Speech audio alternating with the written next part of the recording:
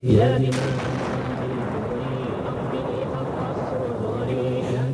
the Western media, we're bombarded with frightening and negative images of Islam every day. Islam is often depicted as a threatening force connected with unbending fundamentalism, repression, or terrorism. Alongside that, there is the disapproval or outright banning of music by the fundamentalists.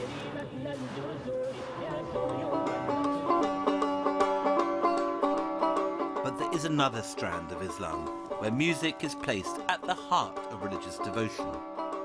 Sufism is the popular, mystical form of Islam, with millions of followers around the world. When I first moved to South Asia 20 years ago, Sufism was a revelation to me and overturned all my preconceptions about Islam. It's peace-loving, tolerant, and pluralistic.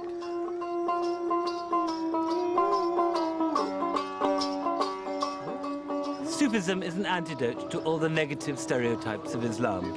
Since the very earliest days of the faith, the Sufis have produced some of the most beautiful art, poetry, and music. Like the troubadours of the medieval West, they've spread their word through music, and although always opposed by the Orthodox and by Puritans, they still are hugely popular across the Islamic world. This is a journey to the other side of Islam.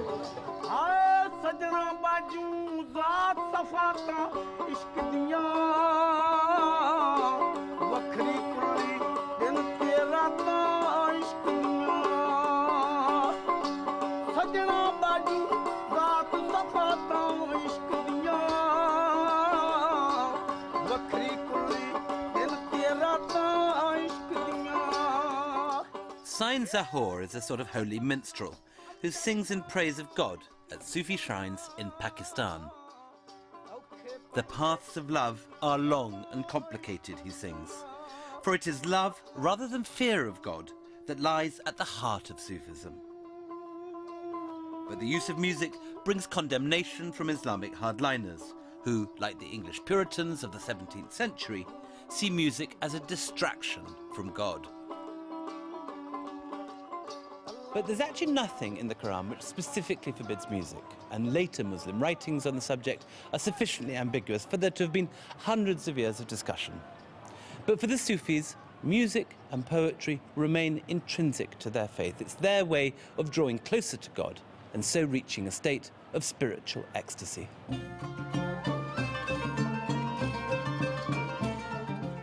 Across the Islamic world, Sufi music takes many very different forms. It fuses with local traditions to form widely varying regional colours and sounds.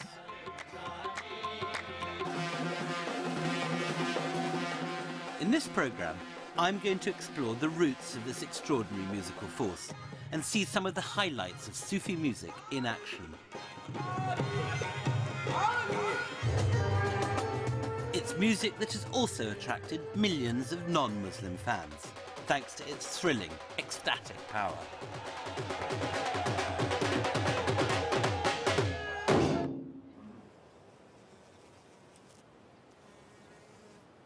Exactly when and where Sufism began is difficult to say, but Islam and Christianity evolved from much the same roots in the same place, the deserts and villages of the Middle East. Here in Syria, in the Byzantine period, Christian hermits came in droves to live in caves, to wander in the desert, and to sit on pillars as stylites. By dint of their suffering, these saints were seen to have won direct access to the divine. After the Islamic conquest and the conversion of Syria, people continued to expect their holy men to behave in this manner, and the very word Sufi seems to hint at this direct continuity with Christianity. For Suf is the Arabic word for wool, a reference to the clothing worn by the Desert Fathers and taken over from them by the very first Sufis.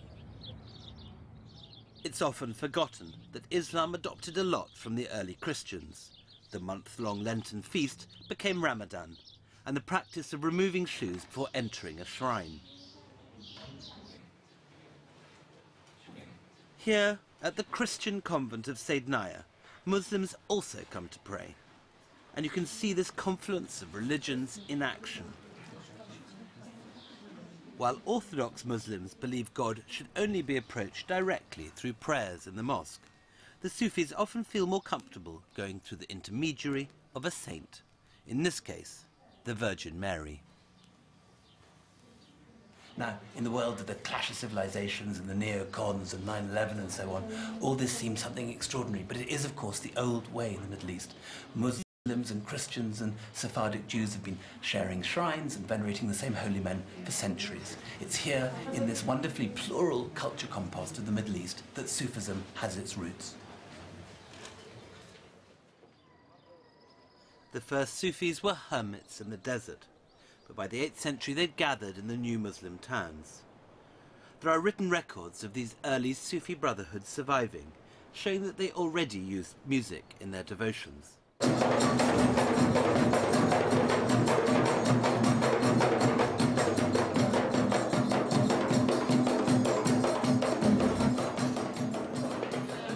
I've come to the city of Aleppo in the north of Syria. It's a place where there are literally hundreds of Sufi lodges tucked away in the winding streets of the old city. Here you can get some idea of what the chanting and rituals of these first Sufi brotherhoods might have sounded like.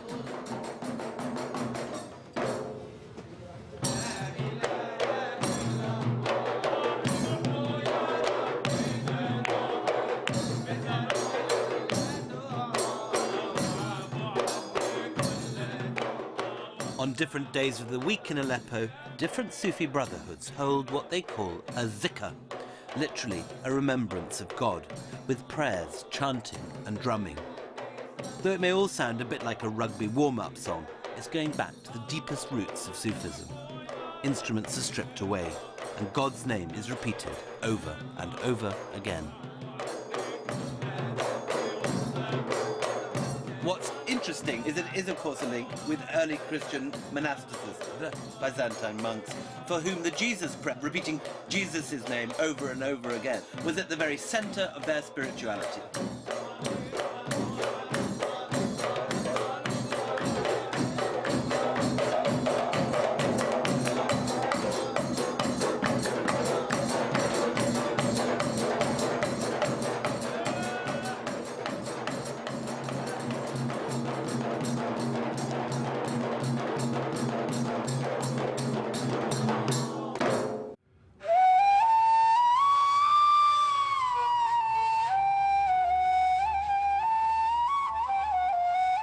In Konya, a small town in Turkey, is the shrine of the Sufi mystic who, above all others, has come to represent the ideals of Sufism worldwide.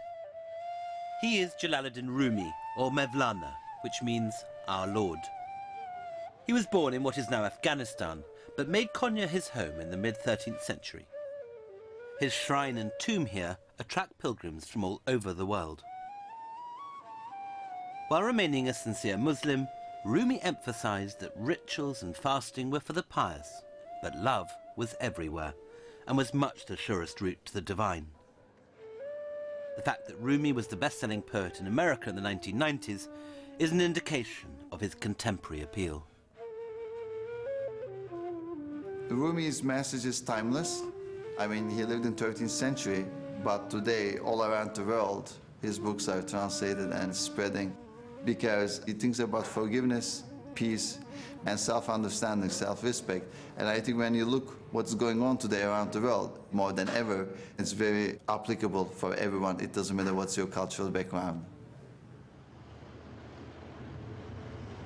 Rumi has always been the most universal of Muslim thinkers. In all his writings, you have this idea that as God is located in the human heart, you don't need ritual to get to him, that he's as accessible to Christians and to Jews as he is to Muslims.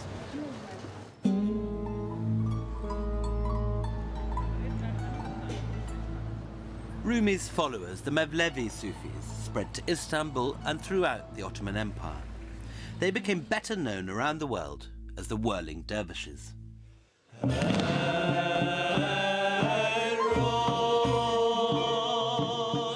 Their whirling rituals were intended to focus their minds on the God within.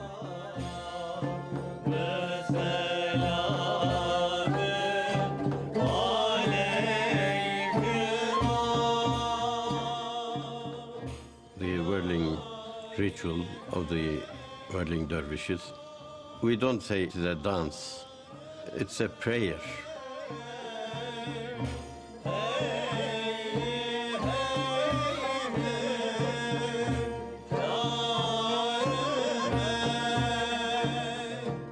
Everything is whirling in the world, from the smallest cell up to the galaxies of the universe. Everything is turning. Our whirling is to join to this universal prayer.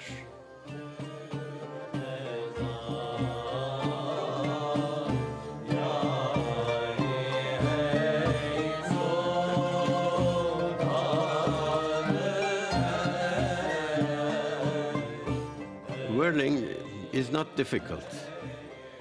Everybody can whirl. At the beginning, some get dizzy, but after 1 month, 2 months, suddenly you become comfortable. The music for this ritual, called the sema, comes from Ottoman classical tradition. Most of the instrumental pieces and settings of Rumi's poetry were composed in the 18th and 19th centuries. The ceremony has now become rather formalized, but what set Rumi whirling was something much more everyday.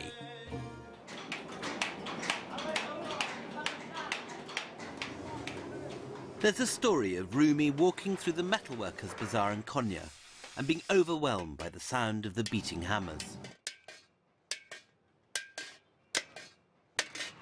This is when it's said he first started whirling, carried away by the rhythm into an ecstatic dance. Come, but don't join us without your music, he writes. We have a celebration. Rise and beat the drums.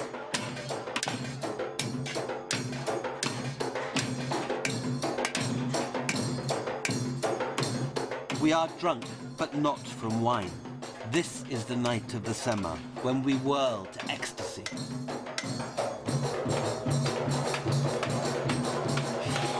There is light now. There is light. There is light.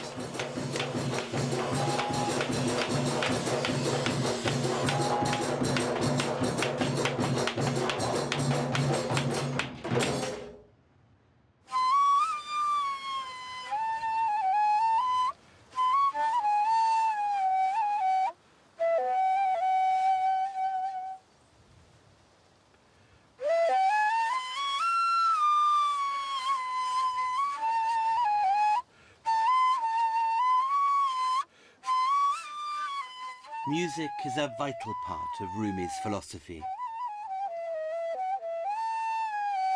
His most famous poem begins with the sound of the reed flute, the ney. Listen to the ney, he writes, how it laments its separation from the reed bed. It's a wonderful symbol for man's separation from God. Kutsi Ergüne comes from a long line of Turkish ney players. Thanks to Rumi, the ney is nothing less than an allegory for mankind. When the reed flute is not played, so it doesn't have any spirit in it. Okay. So the human being is the same situation when there's not the inspiration of God. There's no any harmony, any melody in him. For Sufis, breath is actually a very important symbol, isn't it? It's a symbol of life.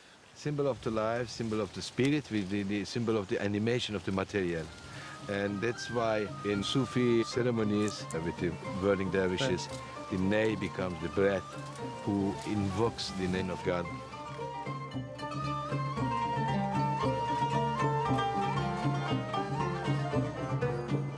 Sema ceremony is a way to reach ecstasy. It's 4 parts. First part means towards God. Second part, with God. And the third part, in God. This third part represents the ecstasy.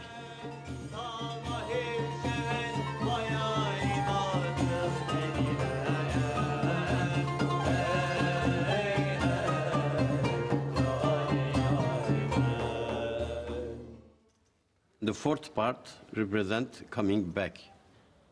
At the end, we try to understand our mission.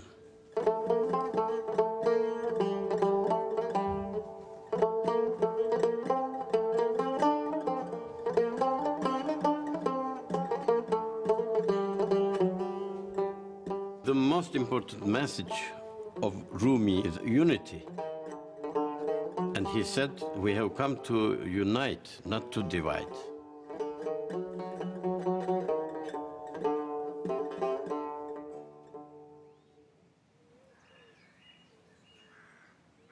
In 1925, as part of his program to create a modern, Western-orientated secular state, the new Republican leader Kemal Ataturk banned the Sufi orders and closed their meeting halls, their tekkes.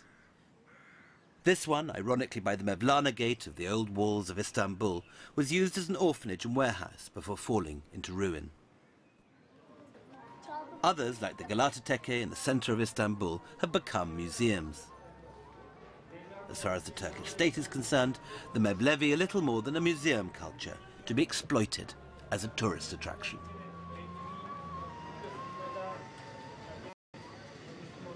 What's happening at this Sufi tekke in Istanbul highlights the central paradox of modern Turkey's relationship with Sufism. On one hand, the state is very keen to promote whirling dervishes as a sort of folkloric dance activity. On the other hand, they still ban real Sufism as a religious force. Of course, the effect of the ban on Sufism has been to drive it underground. We've come tonight to a rather nondescript-looking apartment block on the outskirts of town to see a Sufi Brotherhood meeting in a flat here. Except that in this particular case, it looks as if underground means 9 stories up and no lift.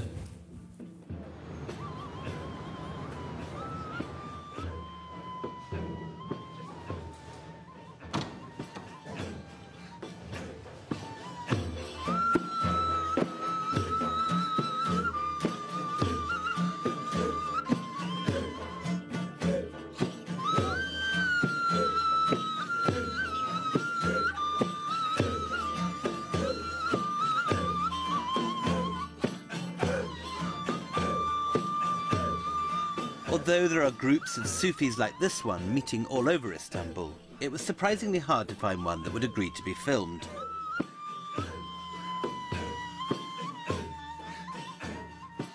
No one's been arrested for one of these ceremonies for years, but there's still a nervousness in Turkey about openly being a Sufi.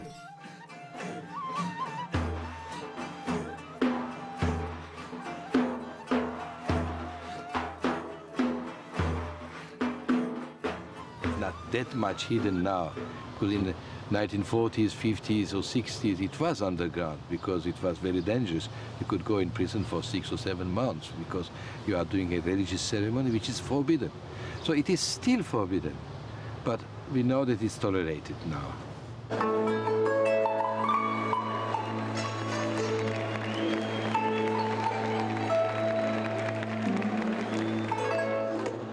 Maybe some indication of the changing climate is the cult success in Turkey and across Europe and America of the club Sufi Mercan Dede. For Mercan, the seemingly radical combination of electronic beats and Sufi philosophy goes right back to Rumi. Rumi has a beautiful saying. He says that we are all cross-eyed people. We see everything separate. But then when you start to look rightly, nothing is really separated. Everything is one. And the essence of Sufism is unifying things, not really separate them.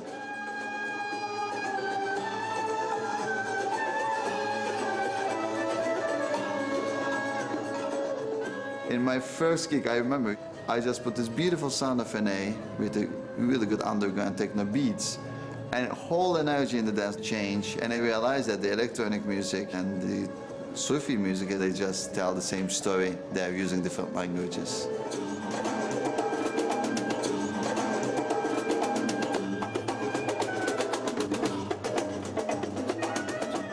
There is this palpable palpable stillness at the center of the whirling that exists, that you can tap into.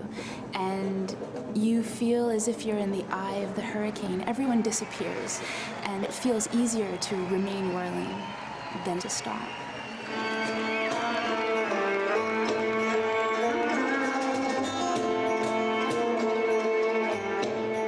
DJing, you look at the dance floor. There are black people, white people, Jewish people, Muslim people, gay, straight, young, old, and it did not matter. In that one single space, you just realize that in the essence we are all the same. And that idea is exactly the essence of Sufism, is unifying the people and not worrying about, you know, who we think we are.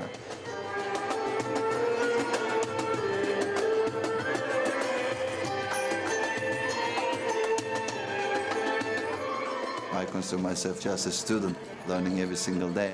Like a little kid actually playing with the stones in the shore, and there is this whole ocean, what we call Sufism.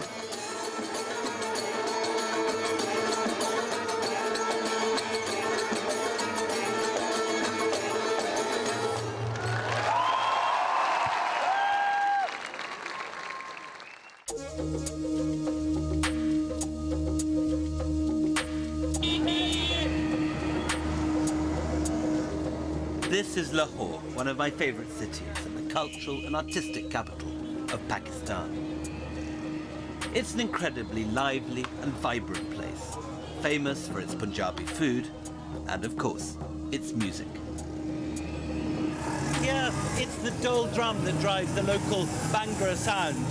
It's the heartbeat, in many ways the soundtrack to the city. Chale, let's go.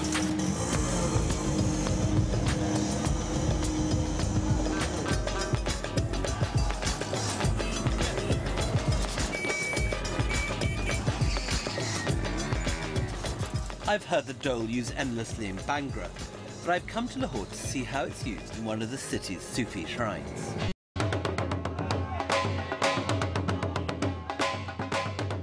Every Thursday night, the night before the Muslim holy day, this is the ritual at the Baba Shah Jamal shrine.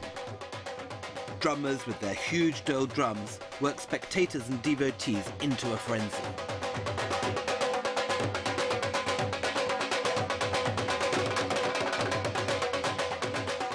What it immediately reminds me of course, is the whirling dervishes we've seen in Turkey. But it's less refined, more raw, and much more elemental.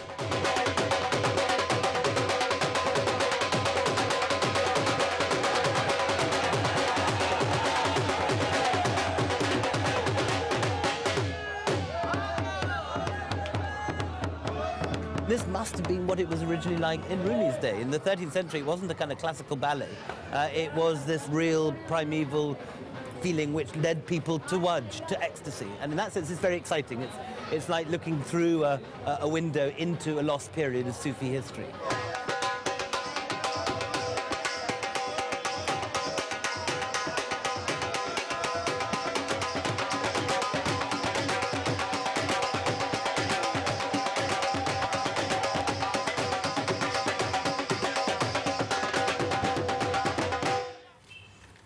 If there's one figure who's completely synonymous with the Sufi music of Pakistan, it is, of course, Nusrat Fateh Ali Khan. He was a huge figure in every sense of the word. I once saw him perform towards the end in Scotland, and he had to be virtually winched onto the stage. But he was the great ambassador of Sufi music. He died in 1997, aged only 49. But as you can see here, he left behind him an extraordinary array of CDs. We also have about 200 here. Yes. Does he still sell? Is he remembered? Yes, this Nusrat is number one. Still number one? Yes, Fantastic. this is number one.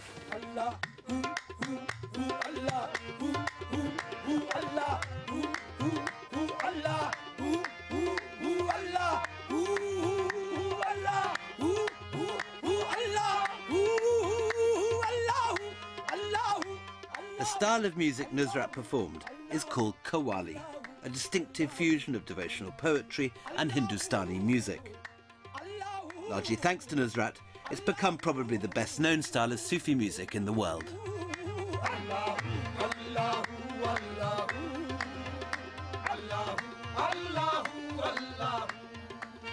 मैं पहली बार खान साहब के साथ United kingdom के tour पे गया वो बहुत बड़ा मुझे एक एक्सपीरियंस हुआ कि इस तरह भी होता है कि लोग बोली समझ रहे ना होने के बावजूद भी जो दिल से जो बात बंदा कह रहा है उसको वो समझ रहे होते हैं.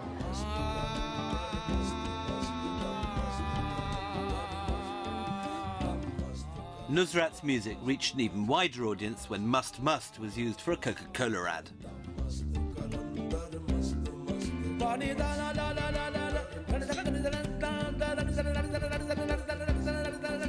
Some criticised him for using spiritual music, praising a great Sufi saint, to sell fizzy drinks. But Nusrat took a different view. जब हम गाते हैं तो एक पैगाम होता है जो भाईचारे का, मोहब्बत का, अपनी मीडिया के तहत अपनी आवाज़ को और अपने पैगाम को वो पहुंचाना चाहते थे, तो ये इससे बेस्ट तरीका मुझे नज़र नहीं आया. Sufi music and poetry was hugely important in bringing the message of Islam to a wider audience as the new religion slowly began to be adopted by a predominantly Hindu population from the 12th century onwards.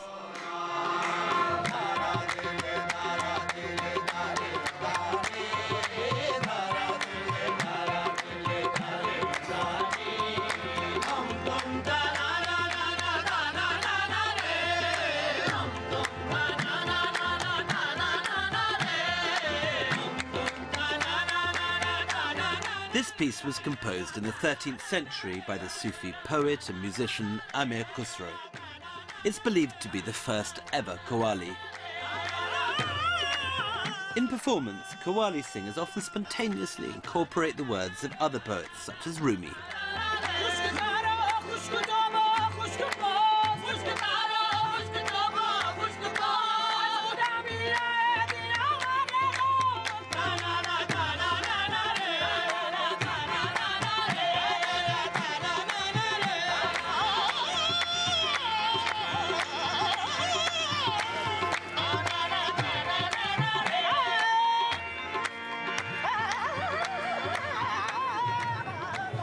To hear the song still sung in a saint's shrine, in a living shrine where people still come with their most profound hopes and fears, is to have the thing put in context.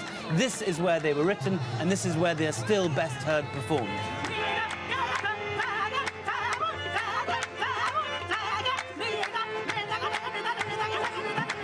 Sometimes the words of the qawwali text are broken down to fragments and syllables, the name of the saint being repeated over and over again.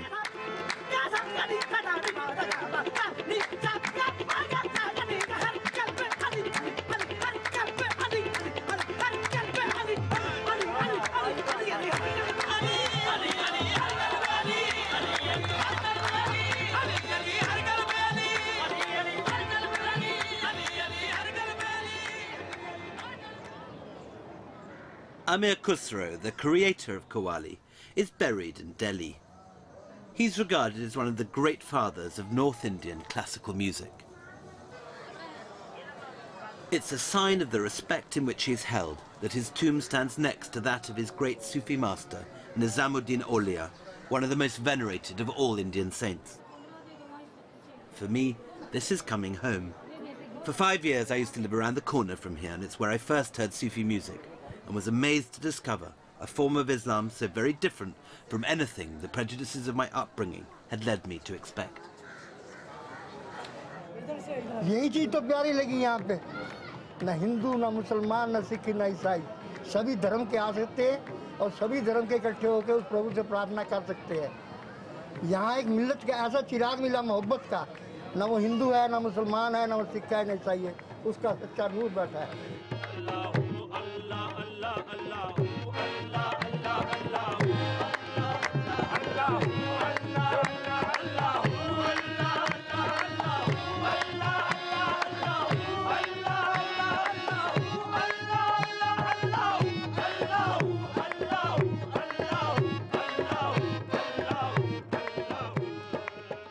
I've been living in and writing about India for nearly 20 years now, and during that time there's been a depressing amount of violence between Hindus and Muslims. And against this background, a place like Nizamuddin, I think, is terribly, terribly important, because this is still a place where Hindus and Muslims, Sikhs and Christians all come together to pray, to bring their most profound wishes to the saint and to listen to qawwalis, all sitting down together. So here you have Sufism not as something sort of fluffy and otherworldly, but something that actually, in a concrete way, acts as a balm on India's festering religious wounds.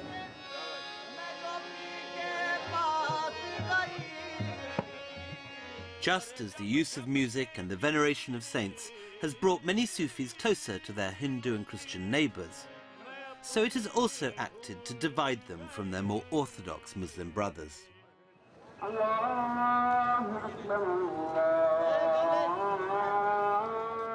Today in Pakistan, at the opposite end of the spectrum from the Sufis, hardline Islam has become a powerful force due to the influence of Saudi-funded madrasas and the legacy of the jihad in Afghanistan.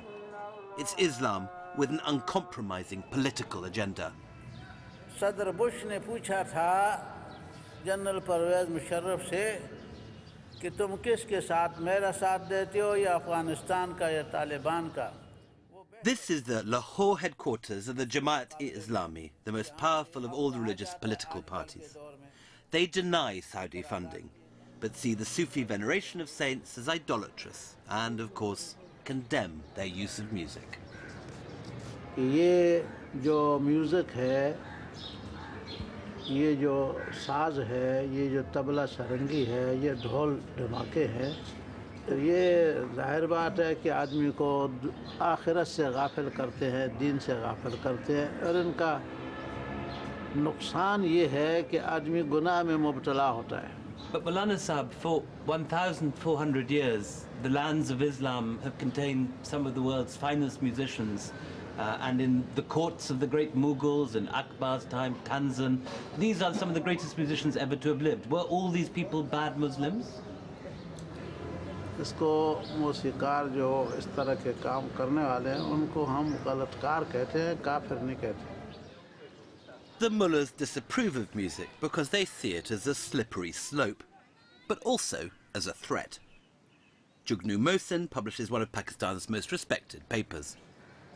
It's all about power. The Sufi is an aspirant to power because he commands the love, loyalty and faith of the vast majority of the populace. You're not excluded.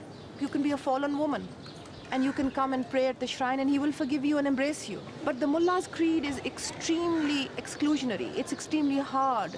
It doesn't understand human weakness. The Sufi understands human weakness. It's a bit like the message of Jesus Christ in some ways. And people will love those who forgive.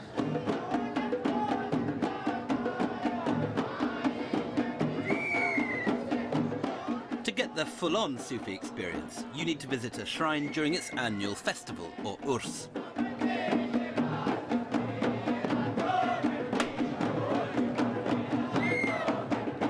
It celebrates the anniversary of the death of the saint, the day he met his maker.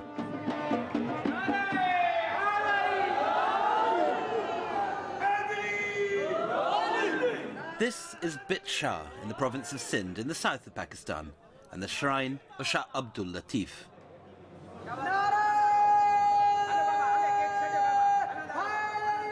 With its veneration of a dead saint, party atmosphere and 24-hour music, it's just about everything that the fundamentalists most disapprove of.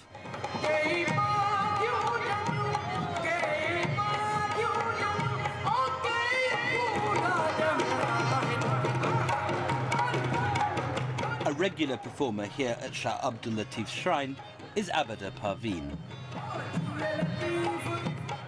She's the most popular Sufi singer in Pakistan and one of very few women. She captivates her audience very much as Nusrat did.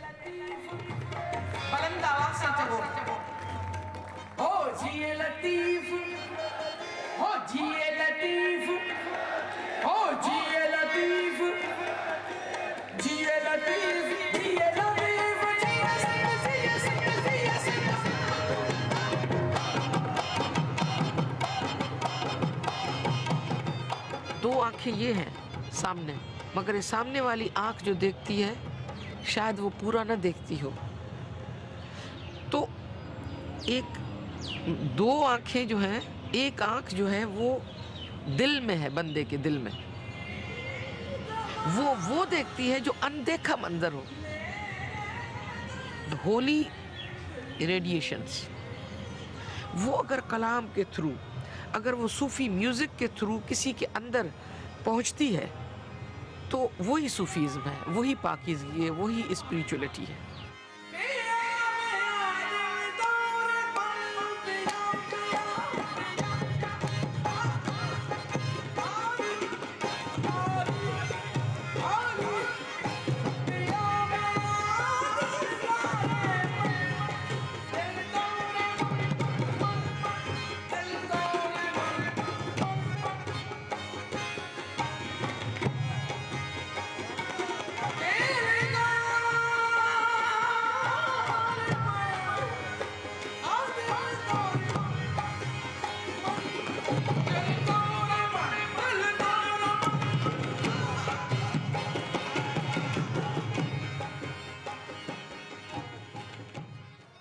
Shah Abdul Latif was not only the greatest saint of Sindh, he was also its greatest poet.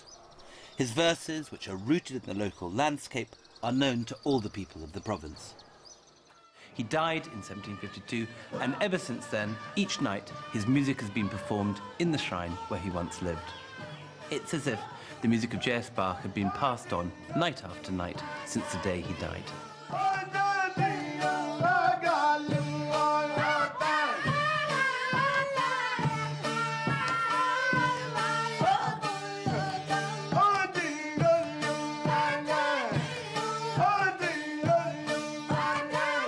Certainly an extraordinary sound, and one that takes some getting used to. The instrument that this Sufi brotherhood of monk musicians are slapping and plucking is called the dambur, and was invented by Abdul Latif himself. The poetry is about two lovers lost in the desert, burning with thirst. On the face of it, it's a simple love story. But what he's doing is using human desire as a metaphor for the soul's longing for God. This is an ambiguity that runs throughout Sufi poetry.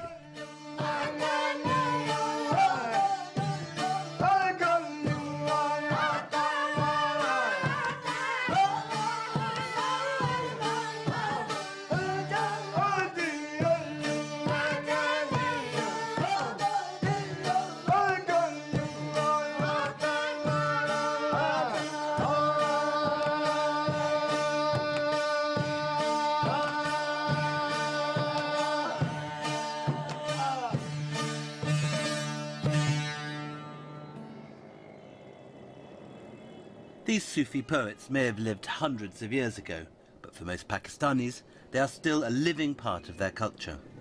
The Sufi heritage is drawn on by everyone, from writers to pop musicians. If I was to say to you, the people of Pakistan, what's their belief of Islam, it's through Sufism that they've understood it.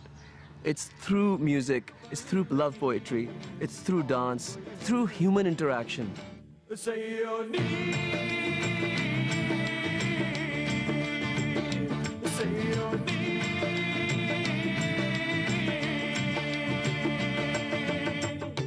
Seoni, the song by Pakistani pop group Junoon, was one of South Asia's biggest hits in 1997.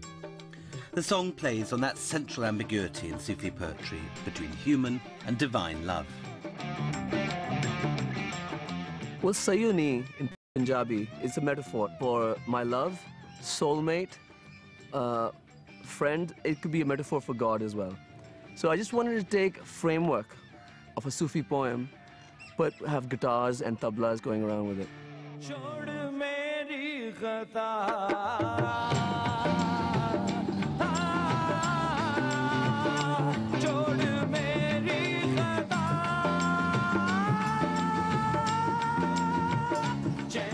I've been told by a lot of radical mullahs that playing music has no place in Islam and you're on the path of damnation.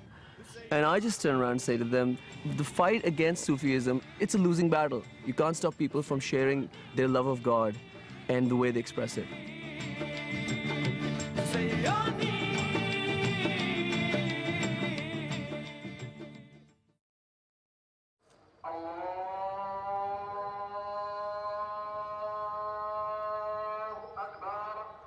Fez, the oldest of the imperial capitals in Morocco, dates back 1,200 years.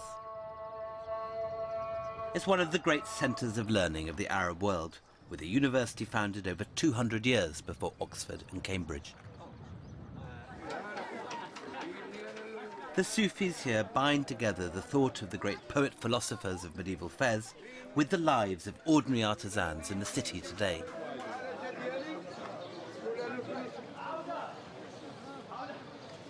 The tanneries here might be colourful, but the smell is foul and overpowering. Zizi, who works here, is a member of the Essawas, one of the most widespread Sufi brotherhoods in Morocco. خدمة كتوقع في دار الضباب في بعض الأحيان كتكون خدمة خاصنا نقول واحد اللحظة وهذا النهار راه دايز واخا ديال الشتا راه في الليل عندي واحد الحفلة غادي نمشي نفاجئ فيها فهمتي. The Essawas are celebrated for their spectacular music. في عيد الميلاد كيجي راه عيد الميلاد كاين دوك الحفلة ديال الصدقة يعني في العام اللي داز بسلام كان ديك الحفله ديال عيساوا حيت انا اصلا محيط بعيساوا وكنعيش في عيساوا كنديروا ديك الحفله يعني كنبردوا على كنفاجئوا على النفس ديال ديك السنه كي داز.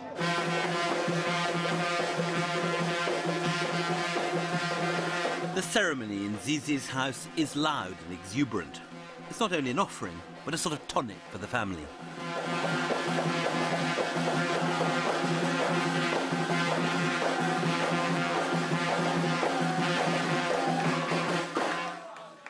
كتذهب عندنا يعني مشاكل العمل مشاكل ديال عائليه مشاكل روحانيه الانسان كيكون مريض في الذات ديالو تيكون معصب تيكون مقبوض كنخصو هاد الليله يعني باش كنرتاحوا.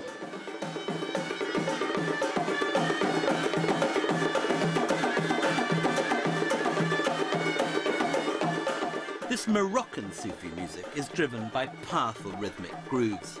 It's a sort of spiritual jazz. The oboes on top improvise repeated musical phrases, pushing up the intensity.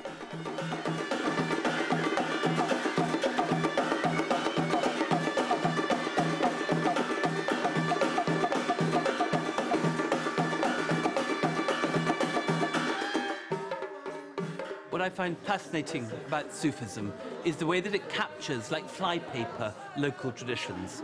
The kind of music and the kind of ecstasy we saw this evening was very specifically Moroccan or even Berber and quite different from the sort of thing we've been seeing in Syria and Pakistan.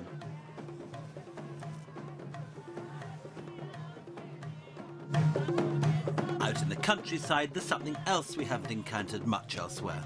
Women performing music. These Jalala musicians are renowned for their spiritual healing abilities. They believe that a disease that has its roots in an affliction of the spirit can be cured by the power of Sufi music. It's done by putting people, particularly women, into a trance. هذاك المقدم باش يتسمى مقدم وهذوك الناس اللي كيكونوا كيضربوا الا دخل داك السيد كيعرفوا الريح ديالو شنو واش باغي يحمو واش باغي يعيش واش باغي ملكه واش باغي كلها على الريح ديالو كيتبع.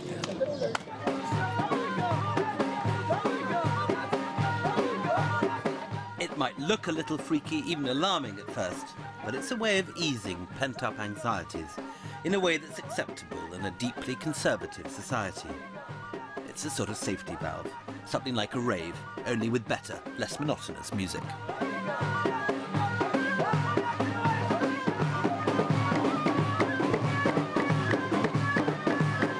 كيكونوا جالسين صحة سلام هما كيسمعوا داك الريح ديالهم وصافي كيفقدوا الشعور ديالهم كينوضوا لا بدا يتحيروا واخا تربطوا بالسناس ينوض يبرد ما يقدرش يجلس.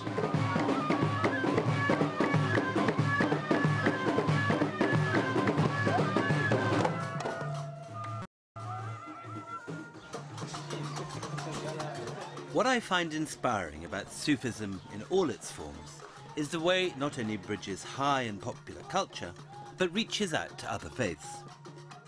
Nowhere is this clearer than in the Fez Festival of Sacred Music, a distinctly Sufi response to political developments.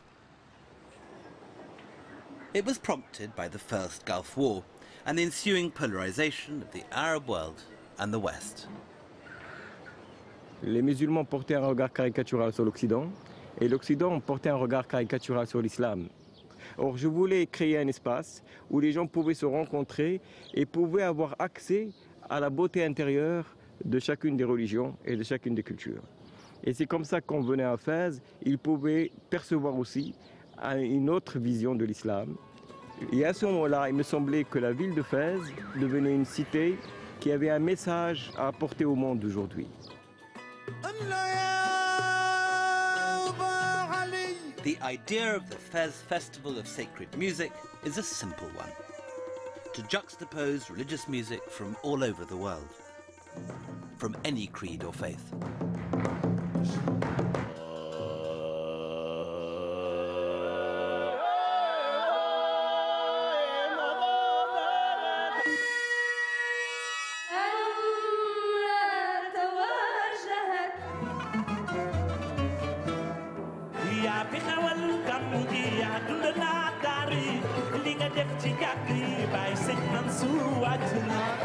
The highlight for me was the Senegalese singer Youssou N'Dour and his Sufi-inspired album, Egypt.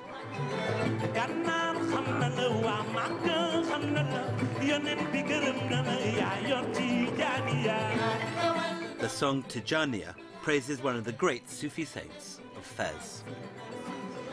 Je pense qu'il y a eu vraiment beaucoup d'amalgames, de liens qui ont été dits par des ignorants et ils ont dit violence égale proche de l'islam, ainsi de suite.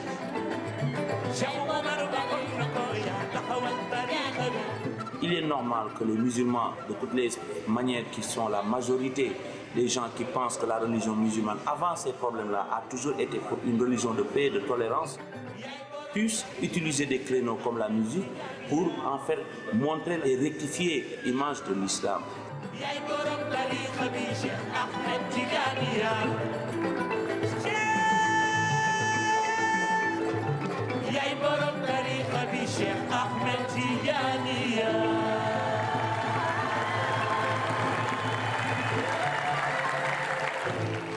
Je crois qu'aujourd'hui, à l'intérieur de l'islam, le soufisme ont un rôle à jouer. Le monde n'est pas uniforme et qu'il y a une richesse des traditions spirituelles et culturelles qu'il est très important de connaître et de préserver. Cela, aujourd'hui, nous en avons besoin, nous, mais surtout les générations qui vont venir, parce qu'autrement, ils vont vivre dans un monde sans âme, et ça, c'est la pire des choses qui puissent leur arriver.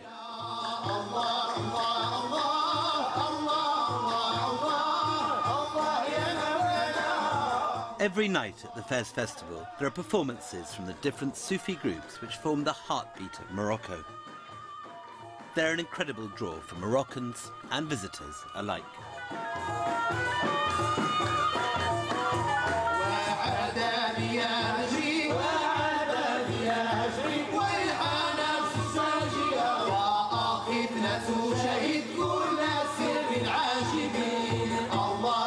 We're now in the middle of a clash of civilizations, but not one between East and West, so much as within Islam, a battle for the soul of the Muslim world. Will Muslims opt for the confrontational, puritanical approach represented in its most extreme form by Osama bin Laden? Or can we hope instead that they will embrace the peaceful, plural, tolerant aspect of Islam, of which the Sufis form such a prominent part?